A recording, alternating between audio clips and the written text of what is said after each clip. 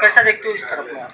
नहीं, वो जीएसटी के वजह से व्यापार बढ़ेगा ऐसा लग रहा है, मगर जो वर्कर लोग का नियम लागू किए है उसके मैं खिलाफ हूँ। 8 घंटे का 12 घंटा जो किया है वो हमारे गरीब वर्कर उनको परेशानी करने वाली चीज़ है। बाबा साहब अम्बेडकर ने जब ये ब्रिटिश राज था तभी 12 घंटे लोगों से काम किया जाता था, तभी बाबा साहब ने वर्कमैन्स कॉम्पनसेशन एक्ट और बहुत सारे लेबर एक्ट बनाए और 8 घंटे किए थे। मगर आज वापस हम लोग 12 घंटे पे जा रहे हैं। एक हमारे जो मिस जनता है जो ज़्यादा करके लेबर है उनको उनके खिलाफ है ऐसा मैं सोचता हूँ, क्योंकि इससे जो मजदूर है उनको मजदूरी तो उतनी मिलेगी मगर उनसे 12-12 घंटा काम करवाया जाएगा। उनके तबीयत के लिए, उनके सोशल जीवन के लिए बहुत तकलीफ की बात होगी। लाई है, आप इसकी इधर कैसा देखते हो? नहीं, देखो उसमें क्या है कि जीएसटी में कुछ अच्छे ही किए और सरकार चाहती कि ज़्यादा से ज़्यादा ये ऐसे जो ये है वस्तु है उसका ज़्यादा से लोग उपयोग करें, उपभोग है।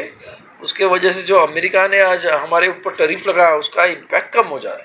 जहाँ की लग्जरी जो चीज़ें होती है उसको लेके जो 40% जीएसटी लगा के, क्या मोदी सरकार इसके इधर कैसा देखती है? नहीं, वो अच्छी बात है ना, जो क्योंकि लग्जरी तो जनरल पब्लिक के लिए काम में नहीं आती। जो आता है गरीबों के लिए, दलितों के लिए, जो जन सामान्य लोग हैं उनके लिए ये बहुत अच्छा कदम उठाया ऐसा मैं समझता हूँ।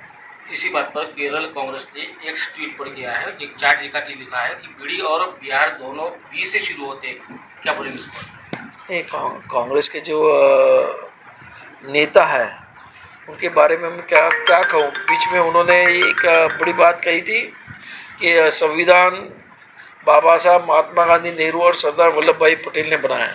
तभी मैंने बताया था कि भाई उन्होंने सही मायने में स्टडी करना चाहिए, क्योंकि बाबा साहब तो ड्राफ्टिंग कमेटी के चेयरमैन थे, बाकी तीनों तो ड्राफ्टिंग कमेटी में भी नहीं थे। तो ये आजकल वो जो बातें करते हैं उसमें कोई मतलब नहीं है ऐसा मैं समझता हूँ। आखिरी का सवाल है कि आगामी चुनाव में लिकुड सेना किस पक्ष से ज़्यादा चुने? देखो, हम लोग का शिवसेना एकनाथ शिंदे साहब के साथ गठबंधन हुआ है।